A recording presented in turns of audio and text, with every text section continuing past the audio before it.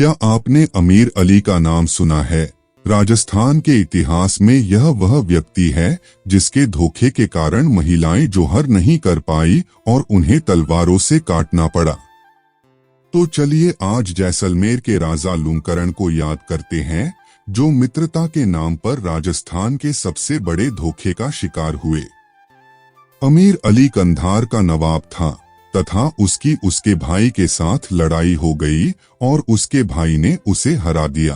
अपने भाई से हारने के बाद आमिर अली जैसलमेर के राजा लूंकरण के पास शरण लेता है और चूंकि शरणागत की रक्षा करना भारतीय संस्कृति का अभिन्न अंग है, महाराज लूंकरण अमीर अली को शरण दे देते हैं। वह दोनों अपनी मित्रता को दर्शाने के लिए पगड़ियां बदलते हैं। लूंकरण अमीर अली को जैसलमेर में जागीर देकर उसके रहने का प्रबंध करते हैं।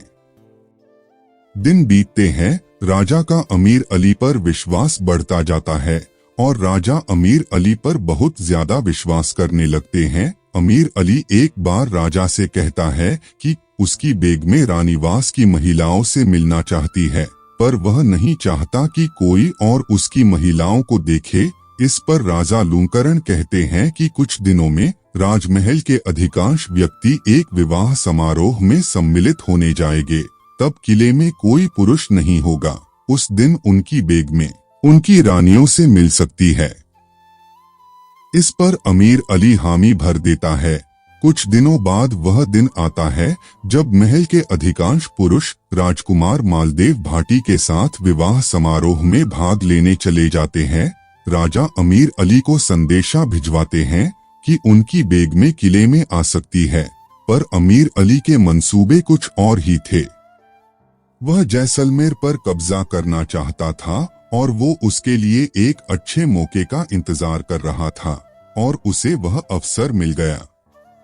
वह महिलाओं की पालकियों में अपने सैनिकों को बिठा देता है और उनमें हथियार रखवा देता है और प्रत्येक पालकी को उठाने वालों की जगह भी सैनिक लगा देता है। जब अमीर अली की पालकियां किले के प्रथम द्वार को पार कर रही होती है, तो वहां उपस्थित एक सैनिक को उन पर शक हो जाता है और वह पालकियों की तलाशी लेने को कहता है। अमीर अली उन्हें समझाता है, पर वह सैनिक नहीं मानते। जब अमीर अली को लग जाता है कि यदि पालकियों की तलाशी हुई तो वे पकड़े जाएंगे और किले के बाकी दरवाजे बंद हो जाएंगे, तो वह वहीं से अपने सिपाहियों को हमला कर देने का आदेश देता है। अचानक हुए इस हमले से सिपाही भी कुछ समझ नहीं पाते हैं। वह जैसे तैसे किले के अंदर खबर पहुंचती है कि अमीर अली ने विश्वासघात कर दिया है और किले पर हमला हो चुका है। पर किले में उस वक्त बहुत कम ही पुरुष थे, इसीलिए हमेशा की तरह जब सिपाही कम और हार निश्चित थी तो साका किया गया। पर एक समस्या सम्मुखा खड़ी हुई। साके में सबसे पहले जौहर किया जाता है, जिसमें महिलाएं अग्नि स्नान कर लेती है। जौहर पूरे विधि विधान द्वारा किया जाता है, पर अब जौहर करने का समय नहीं बचा था। दुश्मन किसी भी वक्त किले में प्रवेश कर सकते थे। तब महिलाएं कहती हैं कि उन्हें तलवारों से काट दिया जाए। इस पर महिलाओं को तलवार से काट दिया जाता है और इस युद्ध में महिलाएं अग्नि स्नान नहीं कर पाती, इसलिए इस युद्ध में जौहर नहीं हो पाता, वरना इसमें धारा स्नान होता है।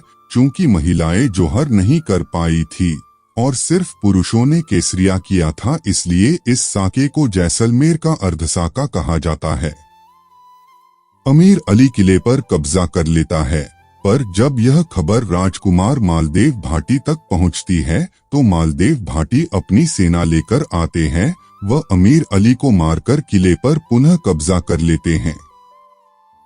यह घटना समस्त भारतवासियों से छुपाने के कृत्य किए गए, जिससे एक समुदाय को किसी भी कीमत पर धोखेबाज न समझने पाए।